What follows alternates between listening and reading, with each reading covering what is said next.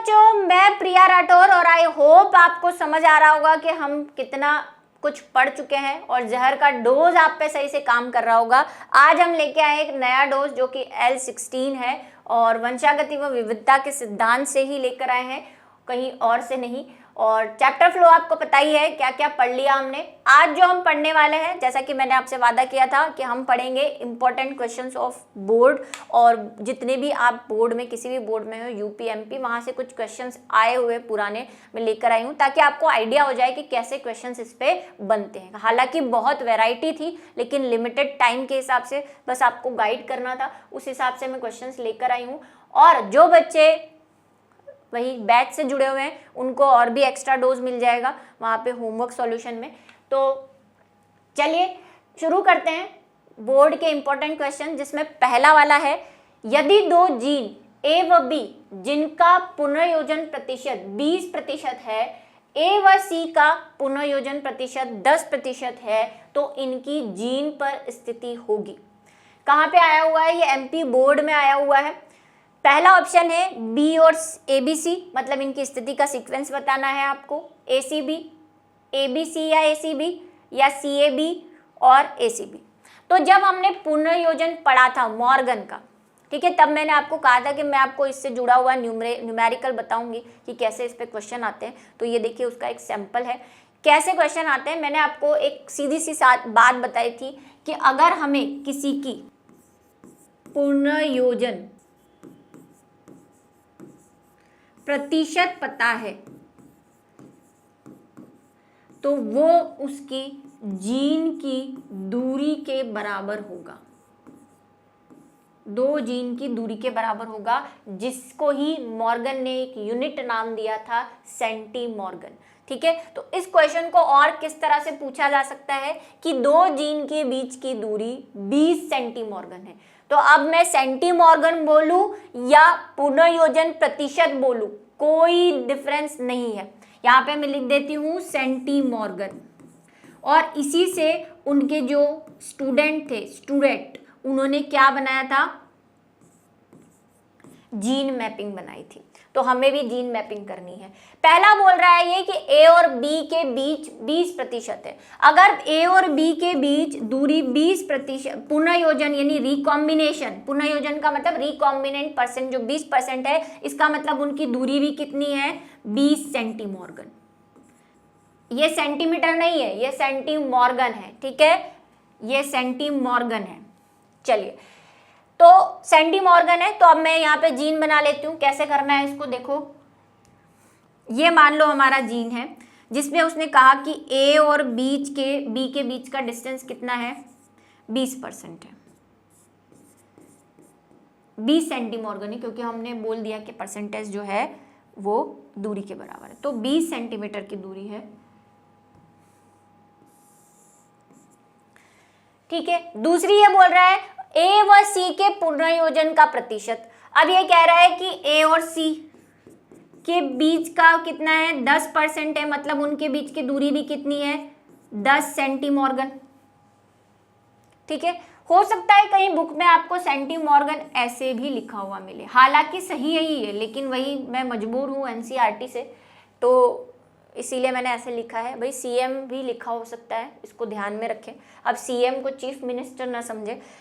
तो 20 है, तो ये हमने 20 लिख दिया। अभी कह रहा है ए और सी के बीच की दूरी 10% है। अब गलती आप कहाँ करेंगे पता है? आप बोलेंगे ए और सी के बीच की दूरी है, तो सी कुछ यहाँ पे होना चाहिए, इसका आधा आधा कर लो, ये हो गया 10। यही गड़बड़ करी है उसने। ए और सी के बीच की दूरी दी है, लेकिन सी और बी के बीच की दूरी तो दी ही नहीं है। भाई अगर इनके बीच की दूरी 10 है, तो सी और बी की भी देनी चाहिए थी।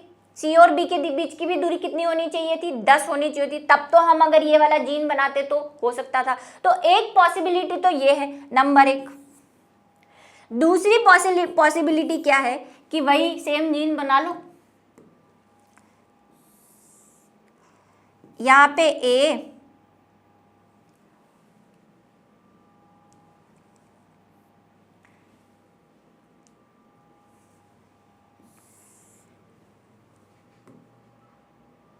अब मैं ए को थोड़ा इधर बना रही हूँ क्योंकि मुझे जगह चाहिए। यहाँ पे ए और इसको मैं लंबा कर देती हूँ, यहाँ पे बी, ठीक है। ये 20 सेंटीमीटर, यानी कि सेंटीमीटर नहीं सेंटीमॉर्गन, सेंटीमॉर्गन है ये। अब इसने बोला है ए और सी की 10 सेंटीमीटर है, तो अब ये सी इधर नहीं है कि सी किधर हो सकता है, इधर, ये होगा 10, क्योंकि उसने ए और सी बोला है। अगर वो सी और बी की भी दूरी देता कि सी और बी की 10 सेंटीमीटर है, तब तो हम ये वाला जीन बनाते तो सही है, लेकिन हमें पता ही नहीं है कि सी और बी के बीच की कितना पुनर्योजन मिल रहा है और वो दोनों एक दूसरे से कितने दूर है, इसीलिए हमें सी इधर भी बनाना पड़ेगा। तो तीन हमारे पास दो तरह के मैपिंग हो सकती है, एक तो ये वाली जिसमें सी इधर हो सकता है और दूसरी वाली ये। तो यहाँ पे ऑप्शन जो है अब आपको समझ में आ रहा होगा कि कई बच्चे अभी करके आते ए सी बी, लेकिन ये गलत आंसर है। आंसर है ए बी सी भी हो सकता है क्या, या ए सी बी भी हो सकता है, या सी ए बी। देखो क्या बन रहा है, सी ए बी, एक ये बन रहा है और एक बन रहा है ए सी बी। तो सही आंसर हमारा ये है। यहाँ पे या ऑप्शन भी लिखा हो सकता है, क्योंकि हमें भी कंफर्मेशन नहीं है ना, मैंने क्योंकि बोर्ड का लिया है तो मैं उस हिसाब से लाई हूँ, लेकिन या ज्यादा बेटर ऑप्शन है। चलिए नेक्स्ट देखते हैं। यदि जनकों में मादा IBO व नर IAO जीन युक्त है तो उत्पन्न संतति का रक्त समूह हो सकता है, क्या हो सकता है? ABC, ABC तो होता ही नहीं है वैसे, AB, BA, AB 25%, मतलब 4 बच्चे हैं उसमें से एक बच्चे AB हो सकता है, और जो जीरो, ये जीरो नहीं है भैया, ये O है, ठीक है, O है वो जो है 50% हो सकता है, मतलब जीरो जो है O ग्रुप वाला बच्चा, आधे बच्चे O ग्रुप वाले होंगे और B ग्रुप वाले 25%, मतलब एक बच्चा होगा, या सभी रक्त समूह। तो अब हमें पता है कि ये जो रक्त समूह वाला है, ये हमने किस में एग्जाम्पल लिया था, पहले तो मुझे बताइए कि जीन में एक ही समूह को, एक ही लक्षण को जब अलग अलग एलील प्रदर्शित करते हैं, तो उस वाले एग्जाम्पल में हमने पढ़ा था पॉली एलील या पॉलीजेनिक वाले में, बहुजीनी वाले एग्जाम्पल में हमने रक्त समूह पढ़ा था ना, याद आ रहा है कि नहीं? ABO रक्त समूह। तब मैंने आपको बताया था कि हमारे रक्त समूह में इतने एलील होते हैं और एक और होता है, एक तो होता है IA, एक होता है IB, एक होता है IO, और ये तीनों मिलके बहुत सारे कॉम्बिनेशन बनाते हैं, उसके हिसाब से हमारा रक्त समूह होता है। हमें जो पूछा है हम उस पर कॉन्सेंट्रेट करते हैं। मादा यानी कि माता कैसी है हमारी, IB और IO है, 2 एलील है इसके पास, मतलब जीन में 2 एलील है, एक B वाला है और एक O वाला है। नर की अगर हम बात करें तो नर हमारे पास है IA और IO। गैमेट बना लो, कितने गैमेट बनेंगे इसके, एक तो IB बनेगा इधर से और एक IO बनेगा, इधर से कौन बनेगा, वही एक तो IA बनेगा और एक IO बनेगा। बस पुन्नेट चार्ट बना लो, पुन्नेट चार्ट ही सबसे इजी रहता है, यहाँ पे कोई हमें थ्योरेटिकल आंसर तो देना नहीं है। IB IO इधर फीमेल के रख दो, IA IO इधर मेल के रख दो, बना दो। पहला क्या बना, IA IB IO IA, पहले ये भी लिख सकते हो, कोई बुरा नहीं मानता वहाँ पे, ठीक है, IO IB, और इधर क्या बना IO IO। बताओ कौन कौन से ब्लड ग्रुप है, ये हमें पता होना चाहिए कि O वाला, ये O वाला क्या है, कहीं देखो इसको IA भी लिखा हुआ है कई जगह, हमने IA से पढ़ा, या IA लिखो या IO लिखो, बात एक ही, क्योंकि I वाला ही किसको बताता है, ब्लड ग्रुप O को बताता है, तो कंफ्यूज नहीं होना। कई बच्चे सोच रहे होंगे O तो था ही नहीं, I पढ़ाया था, ये I जो I है उसको IO भी कई बुक्स लिखती है। कौन कौन से, जब हमने पढ़ा है कि O वाला रिसेसिव है यानी अप्रभावी है, वो कब प्रदर्शित होगा, जब दोनों कैसे होंगे, IO IO या II होते हैं, तभी O ब्लड ग्रुप बनता है।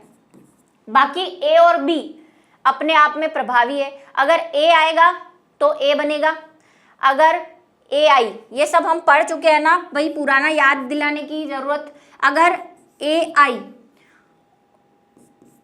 AI जिसको यहाँ पे क्वेश्चन में O लिखा हुआ है इसलिए मैं O लिख रही हूँ, अगर O और A साथ में आते हैं तो कौन प्रभावी रहेगा? A, तो A ब्लड ग्रुप बनेगा। अगर B और O साथ में आए तो O तो अप्रभावी है तो B ही बनेगा।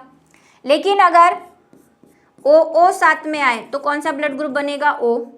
और अगर A और B दोनों आ गए तो ये हमने सहप्रभाविता में पढ़ा हुआ है, सहप्रभाविता के एग्जाम्पल में पढ़ा था, याद आया? जब दोनों जीन अपना प्रभाव दिखाते हैं, है ना, दोनों बोलते हैं चल तू भी, तेरी भी रख ले मेरी भी रख ले, अपन दोनों शो होंगे, तो AB ब्लड ग्रुप बनता है। इसके एग्जाम्पल में भी पढ़ा था ना, 2 जगह हमने ABO ब्लड ग्रुप पढ़ा है। क्लासेस लेना शुरू कर दो, बाद में खिचड़ा बनने के बाद कुछ समझ नहीं आएगा, ठीक है? तो बताओ अब ब्लड ग्रुप AB है मतलब AB ब्लड ग्रुप, O के साथ A है मतलब A डोमिनेंट A बनेगा, B के साथ O है मतलब B बनेगा, और O है तो ये भाई मजे आ गए, इसको बोला मैं भी बनूंगा तो ये भी बन गया। अब बताओ ऑप्शन देखो क्या बन रहा है, ABC तो बन ही नहीं रहा, AB B A, लेकिन हमारे पास तो O भी बन रहा है। क्या AB 25% बन रहा है? हाँ, एक बच्चा तो बन रहा है, लेकिन O 50% नहीं बन रहा। देखो, एक 50% मतलब आधे बच्चे O होने चाहिए भाई, 100% बच्चों में से आधे बच्चे कैसे होने चाहिए? O, लेकिन आधे नहीं है हमारे पास, तो एक बन रहे हैं सब। देख लो आप, एक बन रहा है, एक बन रहा है, एक बन रहा है, एक, मतलब सबके सब कितने बन रहे हैं? 25-25%। वो ऑप्शन हमारे पास नहीं है, हमारे पास ऑप्शन है सभी रक्त समूह, मतलब चारों के चारों रक्त समूह बन रहे हैं, ठीक है? तो सही आंसर जो है वो क्या है? D, ठीक है? इसको ऐसे सॉल्व करना है, इसकी जगह आपको कोई और दे दे तो आप वैसे बनाओगे। मनुष्य के बहुजीवी, अच्छा इसमें आपकी बुक में उल्टा दे रखा है, उसने बच्चे का जीनोटाइप दे रखा है, पूछा है इसके पेरेंट्स का जीनोटाइप क्या होगा ये बताओ। तो कहानी सीधी सी है, आप देख लो क्या बन रहा है ना? अगर वो बोल रहा है O बन रहा है तो O की कंडीशन तो सिर्फ अकेली यही है। अगर इनमें से कोई बोल रहा है तो आप वो देख लो कि उसका जीनोटाइप ये होना चाहिए, बस उससे पेरेंट्स का पता लगा सकते हैं, सब पुण्य चार्ट बना के। ट्राई करें, कोशिश करें उसको बनाने की। मनुष्य के बहुजीवनी वंशागति त्वचा के रंग में अगर capital A small a, capital B small b, capital C small c प्रदर्शित करेगा, क्या प्रदर्शित करेगा ये बताना है। अत्यधिक काला, जिसको मैंने कहा तवे जैसा काला बनेगा। एल्बिनो यानी कि दूध जैसा सफेद बनेगा। मध्यस्थ मतलब इंटरमीडिएट बनेगा, या चकते मतलब धब्बे वाला बनेगा। बताइए जल्दी। हमने स्किन वाला भी पढ़ा है, और ये स्किन वाला हमने किस में पढ़ा है? कमेंट सेक्शन में लिख के बताओ किसके एग्जाम्पल में पढ़ा था हमने ये स्किन वाला, त्वचा के रंग वाला, जो इतना लंबा हमने चार्ट बनाया था, तो बताएं जरा, और इसका आंसर भी बताएं। हाँ, ये लिखते जाना है सबको कमेंट सेक्शन में आंसर, और चेक करते जाएंगे, क्योंकि मैं सॉल्व करूंगी, आपको इतना टाइम मिलता है सॉल्व करने का। और वीडियो पॉज कर सकते हो ना, वीडियो पॉज करने का ऑप्शन है। CBSE 2014 में आया हुआ क्वेश्चन है ये, देख लो इसको। चलो, जब हमने स्किन वाला पढ़ा था, मैं अभी नहीं बताऊंगी किसके एग्जाम्पल में पढ़ा था, आप मुझे बताएंगे, ठीक है? जब हमने स्किन वाला एग्जाम्पल पढ़ा था किसी के अंतर्गत, ठीक है, तो उसमें हमने 3 कैटेगरी बनाई थी। हालांकि हमने कितने बनाए थे? 16, आपको याद हो तो, अगर हमने 1, 6, 15 है ना, और फिर वापस 1, 6, 5, 15, फिर 5, 6, 1, ये कुछ कॉम्बिनेशन बनाया था अगर मैं सही हूँ तो। वैसे वो कॉम्बिनेशन हमें याद नहीं रखना है, हमें सिर्फ ऐसे बनाया था आपको समझाने के लिए। हमें 3 याद रखने थे, मैंने उस बार भी आपको कहा था कि अगर सभी कैपिटल होंगे, एक कैपिटल होना मतलब कलर काला होना, मेलेनिन का निर्माण ज्यादा होना। अब ये मेलेनिन क्या होता है पिछली क्लासेस में देख के आओ जब स्किन पढ़ाया था, ठीक है? मेलेनिन का निर्माण ज्यादा होना यानी तवे जैसा काला होना। तो अगर तवे जैसा काला होना है तो उसको तीनों सारे कैसे होने चाहिए थे? कैपिटल होने चाहिए, तो ये ऑप्शन तो गलत हो गया। दूसरी कंडीशन है कि सभी स्मॉल हो। जब सभी स्मॉल होंगे तो मेलेनिन कम बनेगा, बहुत ही कम बनेगा, तो ये तो होना चाहिए एकदम गोरा, जिसको हम क्या बोल रहे थे? एल्बिनो बोल रहे थे, है ना, बिल्कुल दूध जैसा सफेद स्किन। तीसरी मैंने आपको इसके बीच की बताई थी कि एक छोटा एक बड़ा हो तब क्या होगा, तो इसको मैंने बताया था, इसको हम बोलते हैं गेहुआ कलर जिसका होता है। जैसे मैंने अपना ही एग्जांपल दिया था कि जैसे मेरा कलर है, विटिश कलर है ना, जिसको हम क्या बोलते हैं, मध्यस्थ, ना तो बहुत काला ना बहुत गोरा। अब आप बोलेंगे मैम अपनी ही तारीफ कर रही है, अपनी नहीं, सही में मेरा कलर गेहूं है। तो गोरा नहीं है, तारीफ तो तब होती जब मैं कह देती अरे मैं तो बहुत गोरी हूँ, है ना, क्रीम लगा लगा के, बीबी क्रीम। तो ये जो है ये क्या है, एग्जाम्पल आपको पता चल गया होगा, मध्यस्थता का है, क्योंकि इसमें एक कैपिटल एक स्मॉल, एक कैपिटल एक स्मॉल, एक कैपिटल एक स्मॉल है। ठीक है, बात समझ में आ गई। चलिए, सी आंसर इसका सही है। जिन्होंने भी आंसर सही दिया उनको बहुत बहुत बधाइयाँ मेरी तरफ से। वो 2 लाख 4 लाख रुपए का कोई गिफ्ट हैम्पर नहीं जीते हैं, मुझे दुखद रूप से कहना पड़ रहा है। चलिए, थैलेसीमिया उदाहरण, थैलेसीमिया का क्या उदाहरण है ये बताना है, या इसके ऑप्शन के हिसाब से देख लीजिए आप। BHU यानी बनारस हिंदू यूनिवर्सिटी 2011 में पूछा हुआ क्वेश्चन है, कंपटीशन एग्जाम का क्वेश्चन है, बोर्ड का नहीं है। और प्रभावी ऑटोसोमल, लेकिन आ सकता है बोर्ड में, क्योंकि मैंने दोनों ही क्वेश्चन, एक तो आए हुए और कैसे आ सकते हैं, दोनों ही हम देख रहे हैं। थैलेसीमिया का उदाहरण है, प्रभावी ऑटोसोमल है, एनुप्लॉइडी है, ट्रायसोमी है या फ्रेम शिफ्टिंग है। बताओ किसका उदाहरण था थैलेसीमिया। जब मैंने थैलेसीमिया समझाया था तब मैंने बताया था कि इस चीज को ध्यान से नोट करना कि थैलेसीमिया किसका उदाहरण है। उत्परिवर्तन तो है, लेकिन कौन सा उत्परिवर्तन है बताओ, फटाफट बताओ जल्दी से, वीडियो पॉज करके। तो जब हमने थैलेसीमिया पढ़ा था, आंसर बताने वाली हूं मैं, जल्दी से लिख दो। तो जो हमने थैलेसीमिया पढ़ा था, मैंने आपको कहा था, एक हमने पढ़ा था बिंदु उत्परिवर्तन यानी पॉइंट म्यूटेशन, और उसमें भी मैंने आपको एक चीज बताई थी कि पॉइंट म्यूटेशन से एक होता है फ्रेम शिफ्टिंग। क्या होती है फ्रेम शिफ्टिंग? आंसर इसका सही है फ्रेम शिफ्टिंग, लेकिन होती क्या है थैलेसीमिया के मैनर में क्या होती है वो बता देती हूँ। फ्रेम शिफ्टिंग मैंने बताई थी, लेकिन थैलेसीमिया में क्या होता है कि 21वें गुणसूत्र पे, अब ये 21वें गुणसूत्र को डाउन सिंड्रोम से न जोड़े। 21वें गुणसूत्र में क्या होता है, 21वें गुणसूत्र का जो कोडोन है, 21वें गुणसूत्र पे जो जीन है, बहुत सारे जीन होंगे, एक तो होगा नहीं, उसमें जो कोडोन होगा वो कोडोन कोई भी हो सकता है, हमें इतना डिटेल में नहीं जाना है। मान लो वो AUC है 21वें का, और भी जीन होंगे उसमें, मान लो यहाँ पे G है, यहाँ पे C है, यहाँ पे A है, यहाँ पे G है। 21वें गुणसूत्र में एक कोडोन जो है, यानी कि वही क्षार जो है वो डिलीट हो जाता है, विलोपन का एग्जाम्पल है ये, ठीक है, विलोपन हो जाता है, डिलीट हो जाता है, ये यहाँ से गायब। तो अभी जो हमारे पास श्रृंखला बनी है वो कैसी बनी है, CCAG, ये बन गया। अब इससे जो प्रोटीन बनना था, मतलब mRNA बनना था, उसका संरचना क्या होनी चाहिए थी, 3-3 की पैर बनते हैं। पहले ये 3 जाते कोडोन, इनसे प्रोटीन बनता, फिर ये 3 जाते, इनसे प्रोटोन बनता, और फिर आगे के 3 जाते। लेकिन ये गायब हो जाने से अब श्रृंखला कैसे बन रही है, अब ये 3 बनेंगे और ये 3 बनेंगे। तो आपको पता है हर कोडोन एक फिक्स टाइप का क्या बनाता है, अमीनो एसिड या प्रोटीन बनाता है। भाई पहले प्रोटीन CCA से बनना था, वो अलग टाइप का था, और CGA से बनना था, वो भी अलग टाइप का था। अब जो बनेगा वो CCA वाला तो सही बनेगा, लेकिन GAG वाला अलग प्रोटीन बन जाएगा। तो इन गलतियों का खामियाजा जो है वो भुगतने की वजह से क्या हो जाता है, फ्रेम शिफ्टिंग हो जाती है। मतलब फ्रेम 3 का बनना था, लेकिन अब इन 3 का बन रहा है, तो इस क्रिया को क्या बोलते हैं, फ्रेम शिफ्टिंग।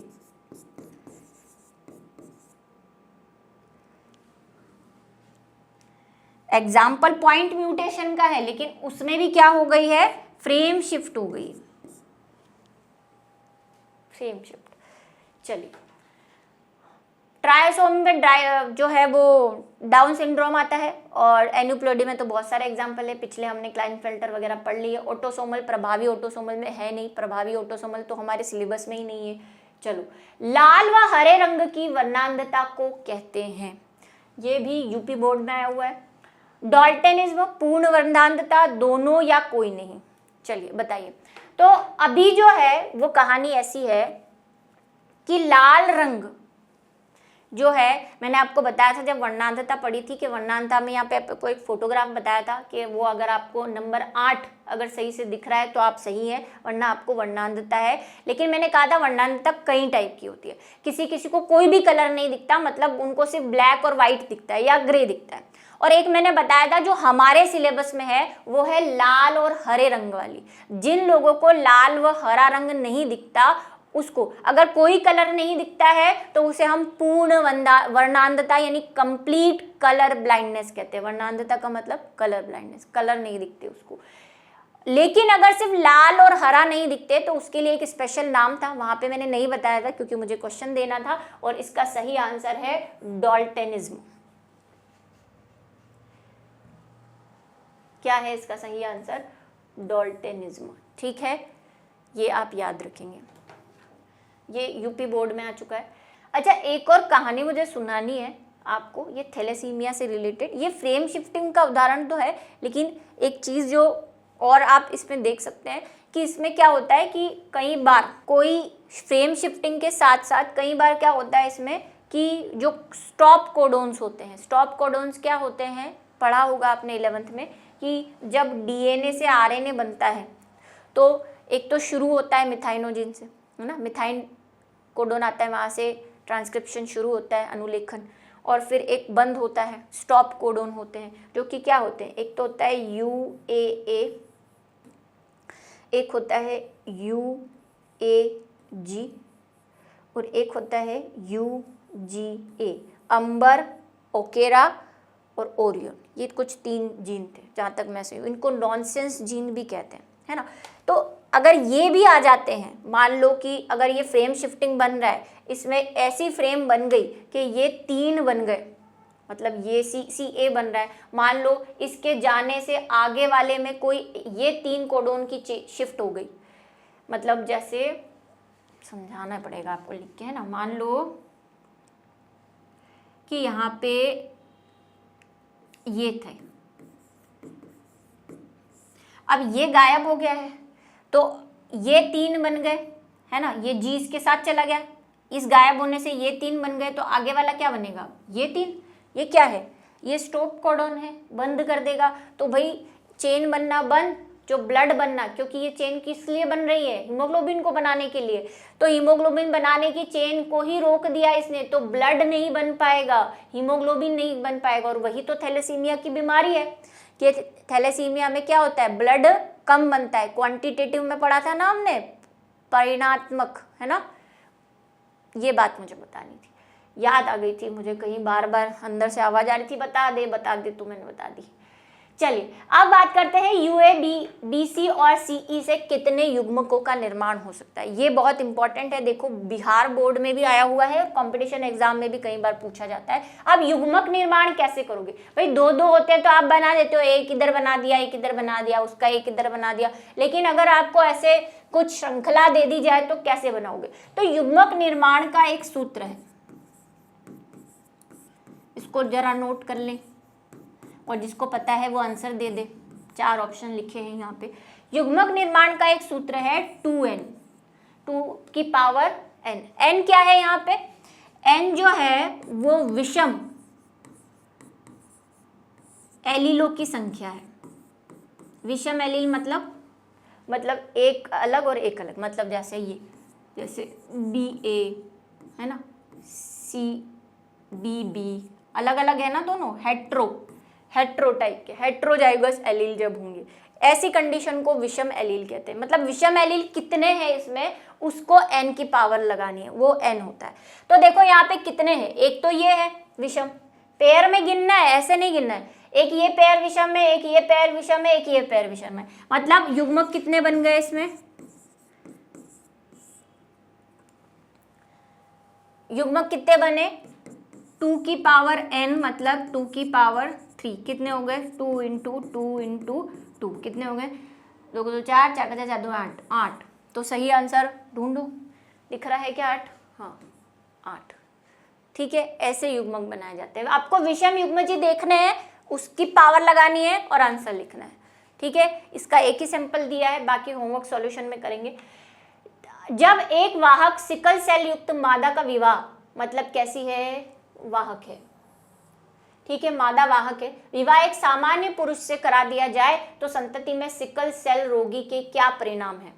ये जो है CBSE दिल्ली 2018 में आया हुआ क्वेश्चन है, और इसको वही ऑप्शन नहीं है यहाँ पे, आपको सॉल्व करना पड़ेगा। तो क्या करना है हमें, वही रिप्रोडक्शन कराना है, बड़ा जनसंख्या बढ़ा रहे हैं हम करा करा कर।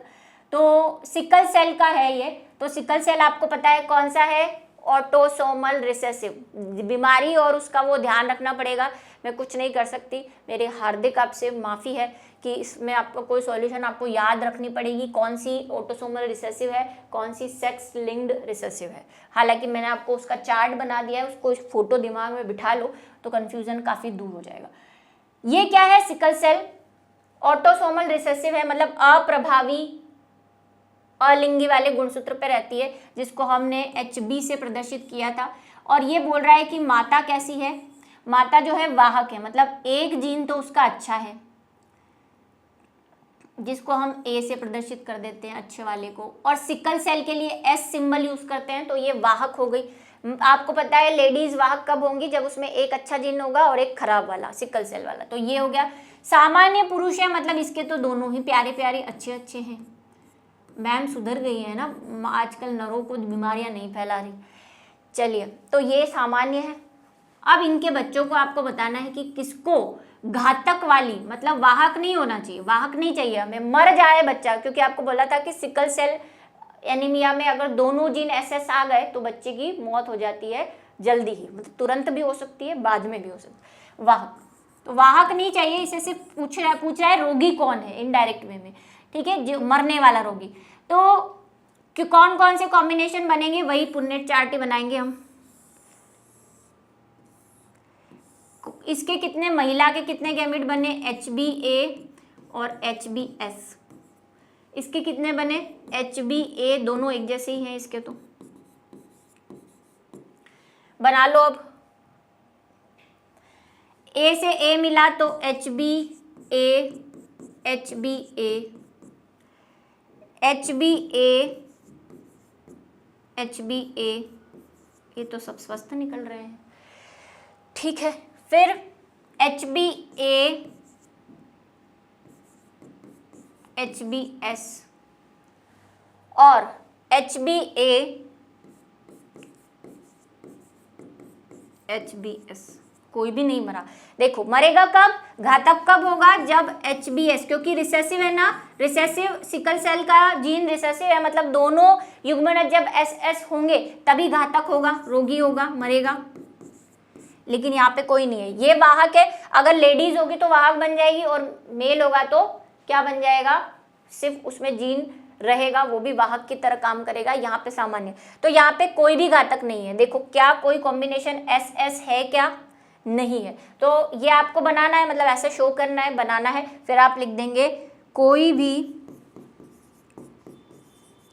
बच्चा रोगी नहीं है, सिर्फ वाहक है सारे। वाहक पूछे तो कौन वाहक आ जाएंगे, ये दो वाहक है। देखो ये वाहक, क्योंकि हमें पता नहीं है मेल है या फीमेल है, तो सिर्फ वाहक पूछ ले तो कितने हो गए, घातक तो कोई भी नहीं है, वाहक 2 है। क्वेश्चन घातक का पूछा है। स्वस्थ कितने हैं, 2 हैं। परसेंटेज पूछ ले तो 25%, सॉरी 50%, आधे आधे है ना, 2 बच्चे वाहक हैं, 2 बच्चे स्वस्थ हैं, मतलब 50% और 50%। टोटल बच्चों में से 50-50 जो है वाहक है, 50 स्वस्थ हैं, ठीक है। चलो आ जाओ। यदि किसी संतति का जीनोटाइप आप किस प्रकार ज्ञात करेंगे, जब F1 संतति में सभी पादप बैंगनी रंग के फिनोटाइप को प्रदर्शित करेंगे, ठीक है। चलिए, बिहार बोर्ड में आया हुआ है ये, और यहाँ पे लिख दिया है कि विषम युग्मजी बैंगनी रंग, मतलब जो प्रभावी है वो क्या है, विषम युग्मजी बैंगनी रंग है। तो आपको पता करना है कि संतति का जीनोटाइप क्या था, तो वही क्या करवाते हैं उसके लिए, परीक्षार्थ परीक्षरण, जिसको हम क्या बोलते हैं, टेस्ट क्रॉस करवाते हैं जीनोटाइप ज्ञात करने के लिए। भाई बैंगनी रंग प्रभावी है, मतलब ये यहाँ पे इसने थोड़ा सा हिंट दे दिया है कि विषम युग्मजी होगा तो भी बैंगनी रंग ही प्रदर्शित करेगा। तो हमें तो संतति का पता करना है कि संतति सम युग्मजी है या विषम युग्मजी है। क्यों, क्योंकि देखो बैंगनी रंग को अगर हम कैपिटल B से प्रदर्शित कर रहे हैं, तो अगर ये ऐसा होगा तो भी बैंगनी होगा, और अगर ऐसा होगा, दोनों कैपिटल होंगे तो भी बैंगनी होगा, क्योंकि ये बैंगनी रंग क्या है, प्रभावी है, इसीलिए कोई भी कंडीशन हो सकती है।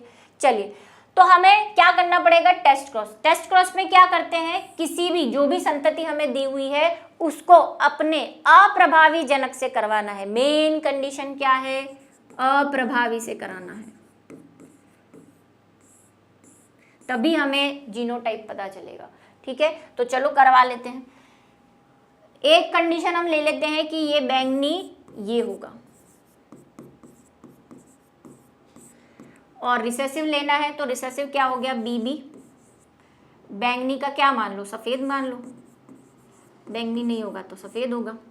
कैसे बनेगा इसका पुन्नेट चार्ट बना लो। एक इसमें बना कैपिटल बी युग्मक, दूसरा स्मॉल बी, इधर दोनों एक जैसे हैं, बीबी बनेंगे। ठीक है, क्या बनेगा, कैपिटल बी से स्मॉल बी करेगा तो कैपिटल बी, स्मॉल बी से स्मॉल बी करेगा तो स्मॉल बी, कैपिटल से स्मॉल बी तो फिर वही, और स्मॉल बी से स्मॉल बी तो स्मॉल बी। कितने परसेंटेज हुए, देखो ये होगा बैंगनी क्योंकि कैपिटल बी आ गया, ये भी बैंगनी, ये दोनों कैसे होंगे, सफेद, यानी कि 50% बैंगनी और 50% सफ़ेद। हालांकि हमें वहाँ सफ़ेद कलर नहीं लिखा तो हम अप्रभावी भी लिख सकते हैं, कोई अप्रभावी लक्षण भी लिख सकते हैं। ठीक है, जनक यहाँ पे लिख दो, नहीं तो ये सोचेंगे अप्रभावी है जनक। चलो दूसरी कंडीशन हम क्या लेंगे कि वही ये वाला केस देख लिया, अब ये वाला कि अगर ये दोनों कैसे होंगे, बी बी, तो करवाना तो अप्रभावी से ही है, जिसको हमने सफ़ेद बोल दिया है, लेकिन आप अप्रभावी भी लिख सकते हैं।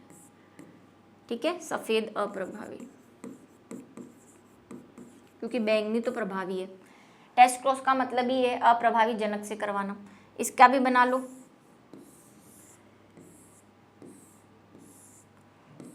कैपिटल बी दोनों सेम बनेंगे, इधर small B, capital B small B दोनों मिलाए, फिर कैपिटल बी स्मॉल बी, फिर कैपिटल बी स्मॉल बी और कैपिटल बी स्मॉल बी। अब देखो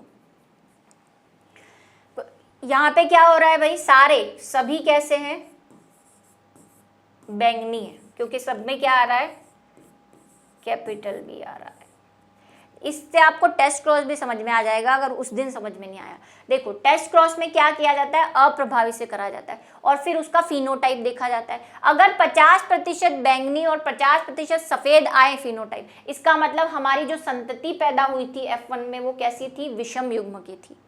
ठीक है, उसका जीनोटाइप पता चल गया कि वो B, capital B small B होगा, क्योंकि 50-50% मिले। अगर आपको जो संतति है उसमें सभी के सभी प्रभावी वाले मिले, मतलब जो संतति पूरे के पूरी बैंगनी मिली, इसका मतलब क्या है कि आपकी जो संतति थी वो सम युग्म की बैंगनी थी।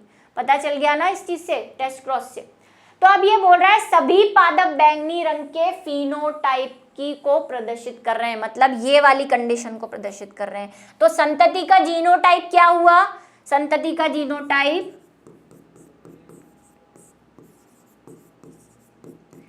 सभी पादप किस में आ रहे हैं, इसमें बैंगनी आ रहे हैं, इसमें नहीं आ रहे हैं, इसमें तो 50-50% आ रहे हैं। तो हमारा जो संतति है वो कैसी है, बीबी वाला बैंगनी है। पता चल गया, यही पूछ रहा है, संतति का जीनोटाइप पूछ रहा था आपसे, आपने पता कर लिया। इसी को टेस्ट क्रॉस कहते हैं, इसे ही पता चलता है टेस्ट क्रॉस। ठीक है, बात समझ में आ गई, आंसर मिल गया, ये आंसर है भाई। ये पूरा करना पड़ेगा पर उसके लिए, और जो भी आपको क्वेश्चन में दिया हो। यूजेनिक्स क्या है, इसकी तो सिर्फ परिभाषा है। देखो यूजेनिक्स क्या है, ये मैंने स्पेशली लिया है क्योंकि कई बार पूछा जा सकता है। यूजेनिक्स मानव विज्ञान की वह शाखा है जिसके अंतर्गत, लिख दूं क्या, विज्ञान की वह शाखा जिसके अंतर्गत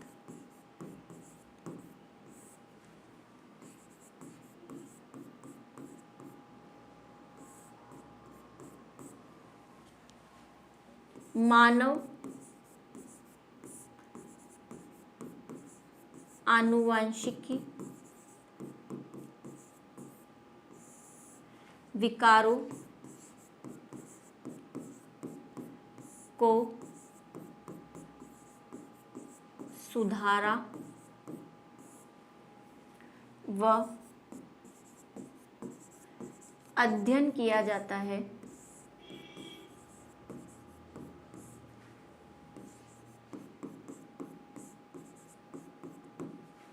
यूजेनिक्स कहलाती है। जेनिक्स से बना हुआ है, यू का मतलब मानव, जेनिक्स का मतलब जेनेटिक्स कहलाती है। लिख ले ये। ऐसे यूथेनिक्स भी होती है, लेकिन वो इतने डिटेल में आपको नहीं पूछेंगे। यूजेनिक्स ध्यान रख लीजिए। चलिए नेक्स्ट चलते हैं। मनुष्य में आंख का भूरा रंग प्रभावी है। भूरा रंग प्रभावी है, नीला रंग अप्रभावी है। एक भूरी आंख वाले व्यक्ति की मां नीले आंख वाली है। तो ये आंसर बताने हैं। व्यक्ति और उसकी मां का जीनोटाइप बताइए, उसके पिता का संभावित जीनोटाइप बताइए। अगर इस व्यक्ति का विवाह एक नीली आंख वाली महिला से होता है तो उसके बच्चे का जीनोटाइप बताइए। चलिए शुरू करते हैं कहानी।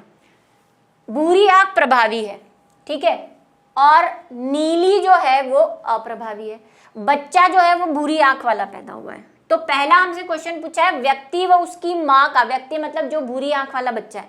तो जो बच्चा है जिसको यहाँ पे व्यक्ति से पूछा हुआ है, उसका जीनोटाइप क्या हो सकता है? भूरी आंख प्रभावी और बच्चे में भूरा ही आया है, ठीक है। लेकिन देखो उसका संगम किससे करवाया हुआ है ये हमें कहीं भी नहीं दिया। मनुष्य में आंख का भूरा रंग प्रभावी है, नीला रंग अप्रभावी है। भूरी आंख वाले व्यक्ति की मां नीली वाली है, मतलब इस बच्चे की मम्मी कैसी थी? नीली थी। मतलब एक जीन तो 100% उसके मम्मी से आया है।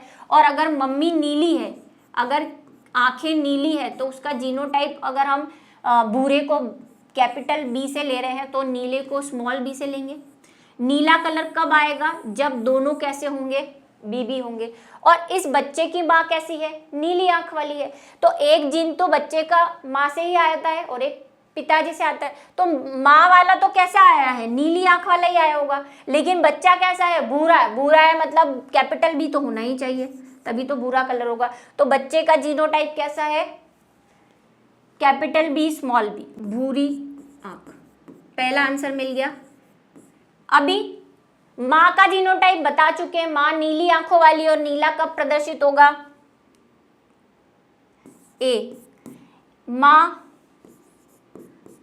कैसी है? स्मॉल बी नीली आंख, ठीक है। चलिए इसका आंसर मिल गया बी का। देखो जरा, उसके पिता के संभावित जीनोटाइप बताइए। ये भी सिंपल है भाई। माँ नीली आंख वाली, अभी हमने डिस्कस किया। अगर माँ नीली आंख वाली थी बी और बच्चा बी और बी है, तो ये जीन तो माँ से आ गया है इसमें। इसके पास तो कैपिटल बी था नहीं, तो पिता से कौन सा आया है? कैपिटल बी आया है ना। कैपिटल बी यहाँ एक इससे आया है। दूसरा वाला हमें नहीं पता है। एक तो कैपिटल बी है, लेकिन दूसरा कैपिटल बी है या स्मॉल बी है ये नहीं पता, क्योंकि कैपिटल बी भी, क्योंकि भूरे रंग के दो जीनोटाइप हो सकते हैं ना। कैपिटल बी भी हो सकता है और कैपिटल बी स्मॉल बी भी हो सकता है। दूसरा वाला हमें नहीं पता है, तो हम इसकी क्या संभावित, इसीलिए देखो पूछा है, संभावित पूछा है, कंफर्म नहीं है। माँ का तो कंफर्म था, बेटे का भी कंफर्म है कि यही है, क्योंकि एक पापा से आया है। पिता का जीनोटाइप क्या हो सकता है? बी या कैपिटल बी स्मॉल बी, ठीक है। चलिए, अगर इस व्यक्ति का विवाह एक नीली आंख वाली महिला से करा दें, कैसा कॉम्बिनेशन है, तो उसके बच्चों के जीनोटाइप क्या होंगे? देखो क्या आप बताती है विज्ञान, आपको बच्चे कैसे होंगे ये पूछ लिया। अब आप तो साइंटिस्ट बन गए आधे, किसी को भी देख के बता सकते हो कि पापा की भूरी आंख है, मम्मी की नीली है, तो बच्चा कैसा होगा? अभी आंसर ढूंढते हैं हम, सी वाला। चलो कहाँ करें इसको? इसी बोर्ड पे कर दें तो थोड़ा इजी हो जाएगा देखने में आपको। यहाँ पे कर देते हैं। ये बोल रहा है कि इस व्यक्ति मतलब उस बच्चे का, बच्चा कैसा है? ये नीली आंख वाली महिला से कराना है, यानी कि स्मॉल बी नीली, और ये भूरा है बच्चा, तो ये तो हमें पता ही है। क्या पुन्नेट चार्ट बना? छोटा बना रही हूँ थोड़ा,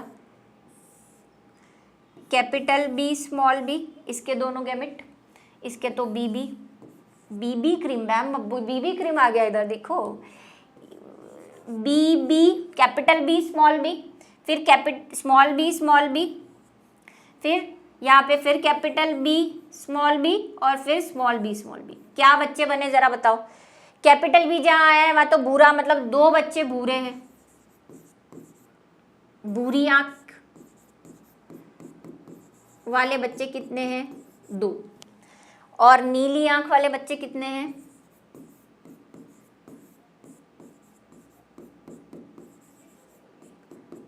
2। अब इसमें आपको लड़का लड़की नहीं पूछ सकता क्योंकि हमें बताया ही नहीं है ना कि एक्स पे प्रेजेंट है या वाई पे प्रेजेंट है। इसमें सिर्फ आप भूरी आंख वाले 2 बच्चे हैं, वो कोई भी हो सकते हैं, लड़का भी हो सकता है, लड़की भी हो सकती है, एक लड़का एक लड़की भी हो सकती है, और नीली आंख वाले जो है वो भी 2 हैं। तो आंसर मिल गया आपको, यानी हम बोल सकते हैं 50%, भाई 100 हो गए ना, 4 में से 2 50%, दोनों ही तरह से मैंने आपको आंसर बता दिया, 2 भी लिख सकते हो। 50% भूरी आंख और 50% नीली आंख आप लिख देना। कुछ आप भी तो करोगे, ये कर रहे हो या नहीं साथ साथ, कब से बोल रही हूँ, खुद भी करने हैं ये।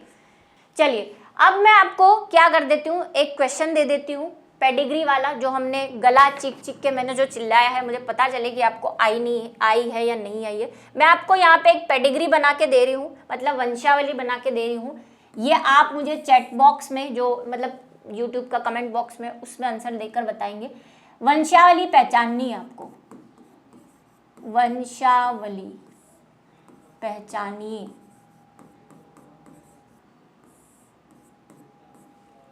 चलिए 2 बता रही हूं मैं, ए वाली जो है वो कुछ ऐसी है,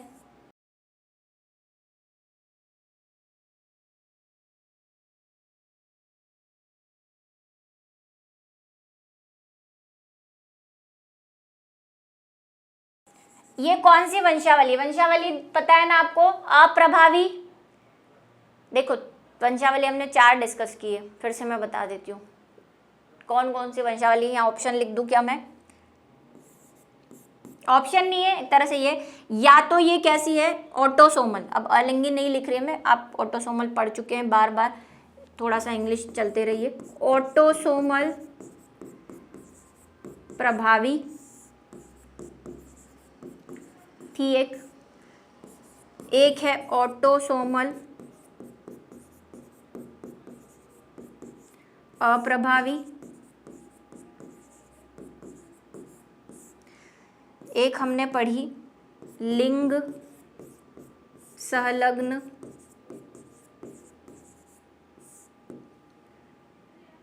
अप्रभावी। यही 3 टाइप की पढ़ी है, हालांकि बताई हमने 4 प्रकार की है, लेकिन मैंने कहा एनसीईआरटी में सिर्फ अप्रभावी वाली है, डोमिनेंट लिंग संलग्न प्रभावी हमारे सिलेबस में है ही नहीं। इन्होंने से आपको बतानी है कि ये ए वाली कौन सी है, ठीक है, ए वाली कौन सी है कमेंट बॉक्स में लिख के बताएंगे। और बी में लिख रही हूँ अभी, बी वाली कौन सी वंशावली है जरा बताइए। दोनों लड़कियों का विवाह करवा दिया मैम ने, गलत बात।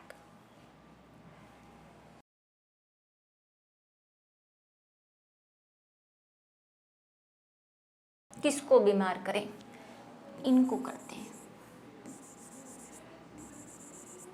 चलिए ये कौन सी है वंशावली ये बताना है, और ये कौन सी है वंशावली। तो अब उसके लिए आपको वही वंशावली वाला पढ़ना पड़ेगा पूरा, है ना, पूरा ही वंशावली, वो सारी बीमारियां भी पढ़नी पड़ेगी, तभी आपको पता चलेगा कि ये वंशावली कौन सी। इस तरह के क्वेश्चन आते हैं कंपटीशन एग्जाम में, और बोर्ड में भी आते हैं। शायद आपकी बुक के पीछे एक क्वेश्चन दे रखा है, पर थोड़ा सा ईजी था इसलिए मैंने लिया नहीं। तो बताइए कमेंट बॉक्स में, मुझे लिख के बताएंगे कौन कौन सी वंशावली है ये। काम है आज आपका, कुछ मेरा ही खून जलाते रहते हो, मैं ही खून चूसती रहती हूँ, कभी खुद भी चूसो किसी का। इसी के साथ आज का हमारा जो क्लास है वो यहीं ख़त्म होती है। आंसर आप लिख देंगे, मुझे आपसे बड़ी उम्मीदें हैं कि मेरी उम्मीदों के जहर के डोज पर काम कर रहे होंगे आप। और मिलते हैं अगले वीडियो लेक्चर में उसी एक्स्ट्रा डोज के साथ, जो मैंने आपसे कहा है कि ट्रांसजेंडर और किन्नर के बारे में मैं आपको बताऊंगी, थोड़ा सा एक्स्ट्रा ज्ञान विथ एक्स्ट्रा डोज। तो मिलते हैं अगले वीडियो लेक्चर।